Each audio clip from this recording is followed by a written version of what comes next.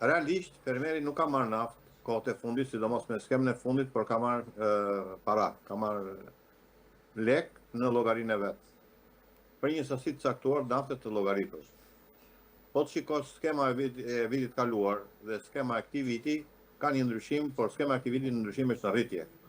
Pra, nuk kemi heqje fondesh nga skema, nuk kemi reduktim të fondeve të këtij viti të 2026, përkundrazi kemi 12% rritje në shtet.